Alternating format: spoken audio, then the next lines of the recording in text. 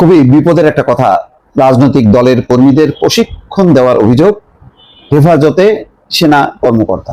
প্রিয় দেশবাসী, আজকের খবর 29 জুলাই থেকে 8 আগস্ট পর্যন্ত আইন শৃঙ্খলা বাহিনীকে বিশেষ সতর্কতা থাকতে বলেছিল ডক্টর ইউনূস।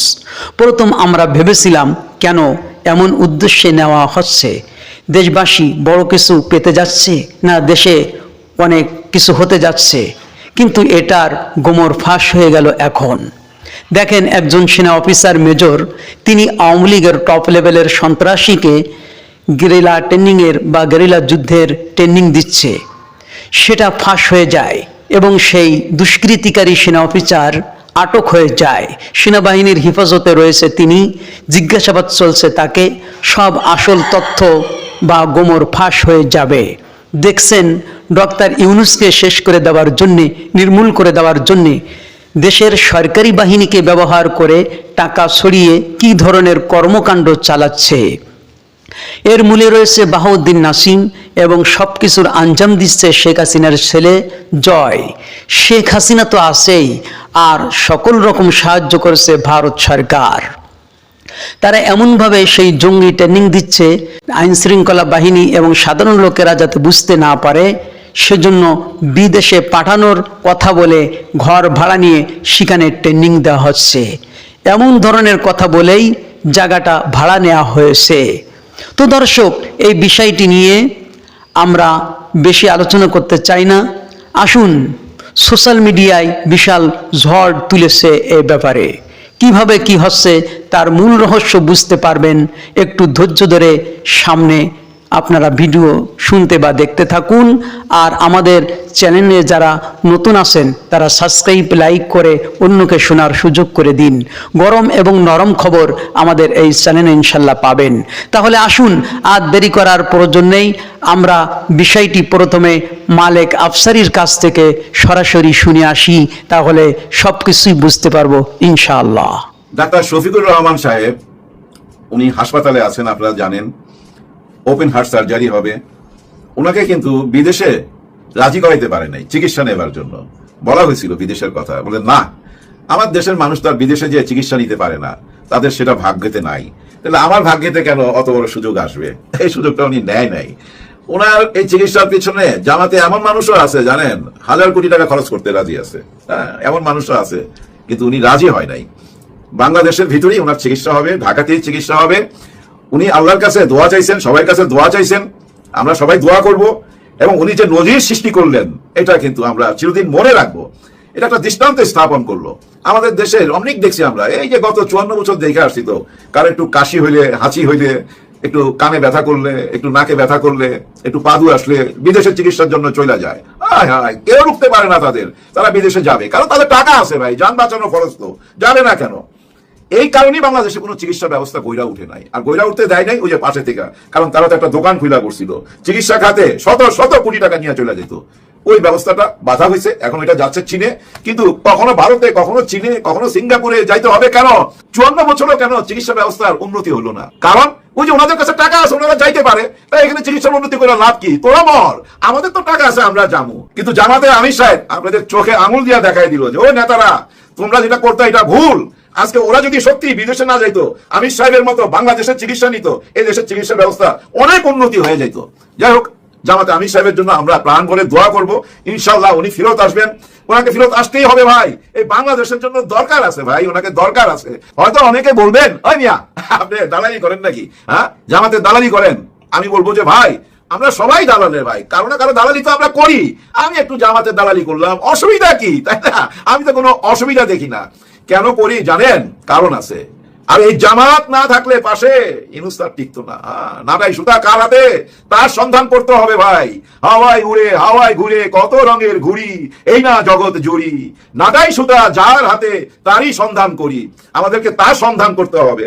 বর্তমান সরকার টিকাই আছে ভাই এই জামাতের কারণে, নাহলে কবে উড়ে যাইতো, ফু দিয়া উড়াই দিত, তো ফু দিয়া উড়াই দিত, টিকতে পারতো না।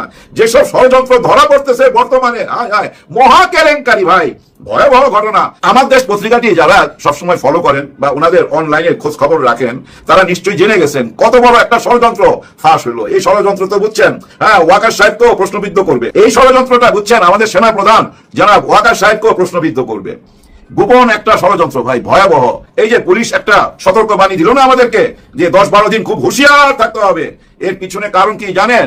রাজধানীর একটি কনভেনশন হল ভাড়া কইরা ওইখানে প্রশিক্ষণ চলতেছে বাংলাদেশ সরকারকে কিভাবে ফেলা যায়। এই ঢাকার ভিতরে এই প্রশিক্ষণ চলতেছে। কনভেনশন হল ভাড়া কইরা, কেভি কনভেনশন হল, এটা ভাড়া করা হয়েছে। ভাড়া করার সময় কি বলা হয়েছে জানেন? যে আমরা প্রবাসে লোকজন পাঠাইতো, তাদেরকে নিয়ে আমরা একটু প্রশিক্ষণ নিব। এবং ওইখানে যারা গেছে 4 থেকে 500 লোক গেছে ওইখানে, আওয়ামী লীগের একদম বাছা বাছা ওই যে গুন্ডা প্রকৃতির নেতা যারা আছে, তাদেরকে ওই কনভেনশন হলে ডাকা হয়েছে। আর ওইখানে ঢোকার সময় বলছে যে আমরা বিদেশে যাবো, এরা কেউ রাজমিস্ত্রি, এরা কেউ কাঠ মিস্ত্রি, এরা কেউ গিল মিস্ত্রি, এদেরকে আমরা ট্রেনিং দিব। ওই ট্রেনিং এর কথা বইলা এই সরকারকে কিভাবে ফেলা যায় সেটা প্রশিক্ষণ দিছে। আর এই প্রশিক্ষণটা কে দিছে জানেন? মেজর সাদেক। হ্যাঁ, মেজর সাদেক নামে একজন বীর আছে, উনি এই ট্রেনিংটা দিছেন। ওনার সাথে যোগাযোগ কার? সজীব ওয়াজেদ জয়। সজীব ওয়াজেদ জয়ের সাথে সে যোগাযোগ কইরা মাল পানি টাল পানি খায়া প্রশিক্ষণে নাইমা গেছে এবং 400 লোককে নিয়ে ওখানে প্রশিক্ষণ দিছে বাংলাদেশ সরকারকে কিভাবে ফেলা যায়। চিন্তা করছেন কত বড় ভয়াবহ ষড়যন্ত্র। 16 জন অ্যারেস্ট হয়েছে এই পর্যন্ত। আর ওই যে মেজর সাদেক, তাকেও আইনের আওতায় আনা হয়েছে। এখন তার মোবাইল খুঁজে বেড়াইতেছে, তার ল্যাপটপ খুঁজে পাওয়া যাইতেছে না, এগুলা খুঁজতেছে। চিন্তা করেন কত বড় ষড়যন্ত্র, যার জন্য পুলিশের এই হুঁশিয়ারি। হ্যাঁ ভাই, আমাদেরকে আরো সাবধান হইতে হবে। আরো অনেক ষড়যন্ত্র আছে ভাই দেশের ভিতরেই। এই সরকার আসার পর থেকে আমার মনে হয় না একদিনের জন্য স্বস্তিতে থাকতে পারছে। একদিনের জন্য তারা নিস্তার পায় নাই আমাদের হাত থেকে। আমরা কেউ না কেউ আঘাত করেই যাইতেছি বিভিন্ন অ্যাঙ্গেলে। ভারত থেকে শেখ হাসিনা টাকার বস্তা ছুঁড়া মারতেছে তো। আর এই টাকার বস্তা বর্ডার পার হয়ে এখানে এসে পড়তেছে, কাজে লাগতেছে। অলরেডি কাজ শুরু হয়ে গেছে, কিন্তু বেশি দূর আগাইতে পারে নাই। আমাদের গোয়েন্দারা হুঁশিয়ার ছিল, সব ধইরা ফেলাইছে, আইনের আওতায় চলে আসবে। আপনারা জানতে পারবেন, যারা নিউজটা জানেন না, আমার দেশ ফলো করলেই জানা যাবেন। ভয়াবহ ঘটনা ভাই। এই যে মেজর সাদেক এখন ধরা পড়ছে, ভাইবেন না যে এই পর্যন্ত, এর উপরে আরো কেউ আছে। আমাদের দেশের রাজনীতিতে যারা উইরা বেড়ায়, তাদের নাটাই সুতা ভাই আরেকজনের হাতে থাকে। ওইখান থেকেই সবকিছু পরিচালনা করা হয়। দেখেন এই সরকারের কিন্তু একটা উইকেটও কেউ খাইতে পারে নাই। হ্যাঁ, ধরে নেন এই সরকারের উইকেট কিন্তু ফালাইবার জন্য বহু চেষ্টা করা হয়েছে। এই 2 জনের পদত্যাগ চাই, ওই 3 জনের পদত্যাগ চাই, এর পদত্যাগ করতেই হবে অত তারিখের মধ্যে, বহু রকম কথা হয়েছে। কিন্তু এর মধ্যে অনেক রকম ষড়যন্ত্র, কিন্তু একটা উইকেটও কিন্তু ফেলতে পারে নাই সরকারের। সরকার কোনো উইকেট ফেলতে দিবে না। আবার সরকার ছক্কাও মারবে না। শ্রীলঙ্কার রানা তুঙ্গার মতো এক রান করে রান নিবে ভাই। ছক্কা মারবে না, 4ও মারবে না। কোন রকম উত্তেজনা নাই কিন্তু সরকারের মধ্যে।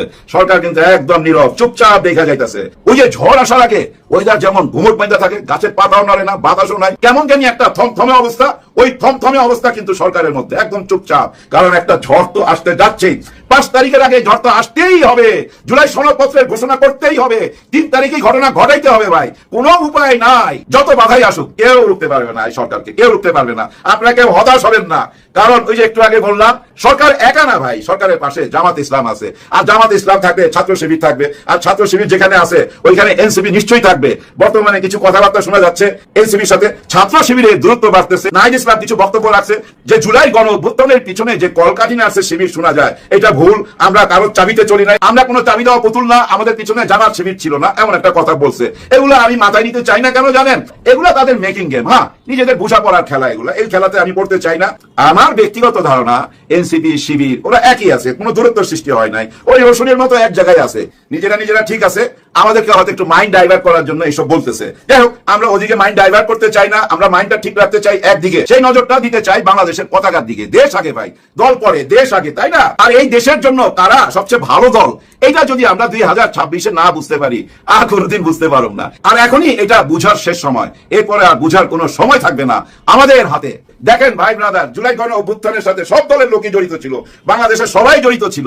এখন কিন্তু সবাই ওই জুলাই গণ অভ্যুত্থান নিয়ে কোনো মাথা ঘামাচ্ছে না। জুলাই গণ অভ্যুত্থানের সাথে যারা জড়িত ছিল তাদের কি হবে, তাদের ভবিষ্যৎ কি, এটা নিয়ে কেউ মাথা ঘামাচ্ছে না। সবাই চায় নির্বাচন, একটা নির্বাচন দিয়ে দেন, তারপরে আমরা সরকারে যাইয়া এগুলা কইরা দুমুনি। এই কথা এখন আমি তো বিশ্বাস করতে পারতাছি না। অতীতে কেউ কথা রাখে নাই, এখন যে কথা রাখবে এটার কোনো বিশ্বাস আছে?